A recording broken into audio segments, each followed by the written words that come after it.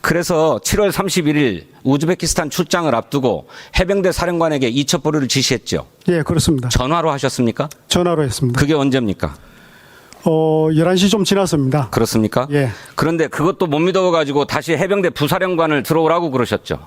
그거는 왜 그러냐면은 일단 사령관에게 보류하라고 지시하고 그다음에 사무실에 가서 제가 1시 반에 법무관리관하고 관계자들한테 조언을 듣고 그래서 그때 마침 부사령관이 서울에 회의차 와 있었기 때문에 불러서 배경을 설명해 주려고 그렇습니까? 예. 예. 그래서 7월 31일 해병대 사령관이 해병대 부관들 참모들을 불러가지고 회의를 하는데 그때 사령관이 부사령관에게 장관으로부터 받은 수명사항을 브리핑해라라고 얘기를 해요.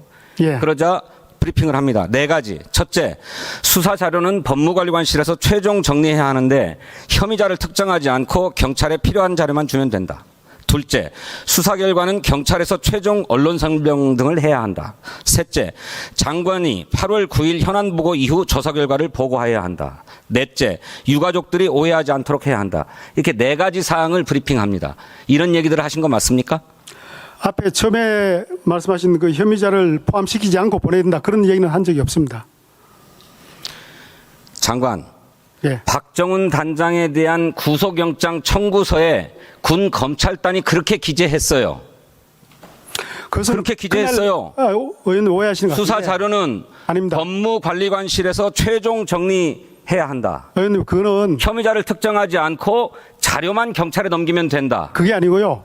법무관리관에 설명했던 것은 원론적인 얘기를 한 겁니다. 그러니까 검찰단이 제대로 조사하지 않고 그렇게 구속영장 청구서에 적시했다 이런 말씀입니까? 지금 의원님 말씀하신 것은 두 가지가 서로 만일 말씀하신 장관이 것 같은데, 부인하고 계시지만 이게 사실이라면 명백한 군사보안법 위반 그리고 군사경찰 직무수행법 위반이지요? 의원님 그 말씀하신 내용이 가정을 전제로 제가 답변 드리기 어렵고요. 그 사실관계를 다투고 있는 거예요. 가정이 아니고. 말씀하신 그 내용이 사실과 다른 부분이 있기 때문에 거기에 대해서는 제가 답변을 드리지 않습니다. 하나 더 물어봅시다. 이 문건이 해병대 수사단장이 해병대 사령관에게 7월 31일 오후 6시에 보고했다고 하는 문건입니다. 제목이 뭐냐면 고 상병 최수군 익사 사건의 관계자 변경 시 예상되는 문제점. 이 첫 번째 문제점이 뭐냐고 되냐면 수사 과정에서 상급제대 의견에 의한 관계자 변경 시 직권남용 권리행사 방해 혐의에 해당. 언론 등 노출될 경우 BH 및 국방부는 정치적 법적 책임에서 자유롭지 못함. 왜 이렇게 지적하고 있다고 생각합니까? 의원님 그는 제가 볼 때는 수사단장이 자기 생각을 이해한 것이고요. 그렇습니까?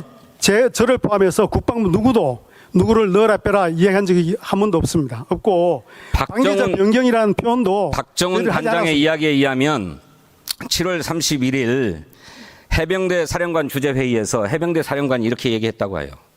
도대체 국방부가 왜 그럽니까? 이렇게 단장이 물으니까 사령관이 오전 대통령실에서 VIP 주재회의 도중 1사단 수사 결과에 대한 언급이 있었고 VIP가 격노하면서 장관과 통화한 후 이렇게 되었다.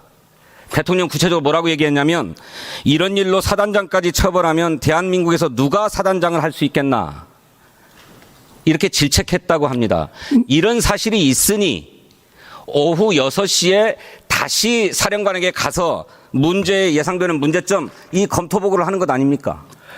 제가 그런 일이 없는데 왜 갑자기 BH를 끼워놓고 국방부를 끼워넣습니까? 우선 저도 그런 대화한 적이 없고 안보실에서도 그런 사실이 없다고 밝혔고요.